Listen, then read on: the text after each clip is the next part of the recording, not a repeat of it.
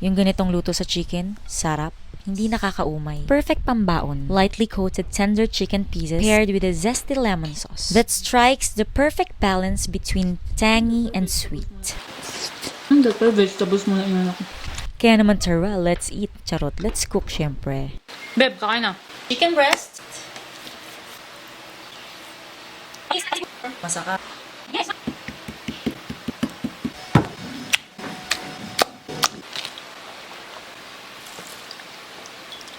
Okay. Salt, pepper, Spanish paprika, and other spices na gusto nyong ilagay. Pero optional lang to, pwedeng asin at paminta. Oregano, basil. Oops, sarado po pala. Sarado ka. Rosemary. Liquid seasoning, meron lang ako kaya maglalagay ako para di sayang. Pero kung wala, pwedeng oyster sauce, soy sauce. Garlic. Gagadirin lang din natin para mas mabilis. Vinegar, mga 1 teaspoon. Then mix. Mamarinate ko lang siya for 30 minutes to 1 hour, pero pwede din namang overnight. Lagay muna natin sa ref. Kung overnight, mas okay kung sa airtight container.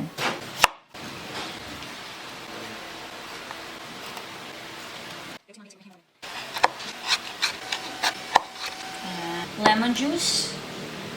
The zest. Magpapainit na din ako ng mantika. Para sa coating ng ating chicken, gagamit ako ng potato starch. Pwede kayong gumamit ng flour at cornstarch or cassava starch. Pwede kayong maglagay ng pampalasa. Ako naglagay ako ng asin at paminta. Ito na nga yung ating marinated chicken. Again, pwede siyang overnight, pero ako na-marinate ko lang siya ng mga 1 hour. Bango. Then, maglalagay tayo ng isang itlog. Mix.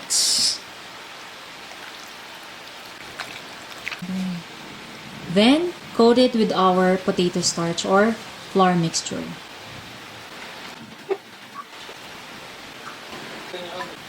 Check natin kung ready na yung oil. Dapat mga 180 to 200 degrees Celsius. Ayan, bumubula-bula na siya.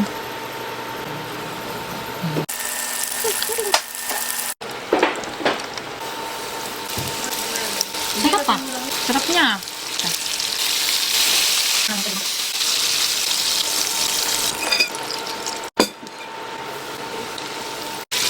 Mas mahuli iyan. Gagawa naman tayo ngayon ng sauce. Butter. Hot water.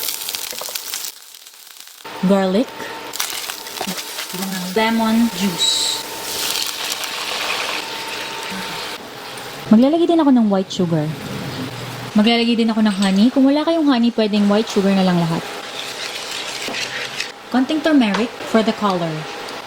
Apple vinegar yung gamit ko. Konti lang, mga 1 teaspoon. Chili flakes, optional. Oh, tama na. Tamaan mo. Slurry. Itong water, nilagyan ko lang ng cornstarch para lumapit. It's still opaque. Ayan, parang white pa yung nakikita nyo, pero mamaya magiging translucent din yan. Okay.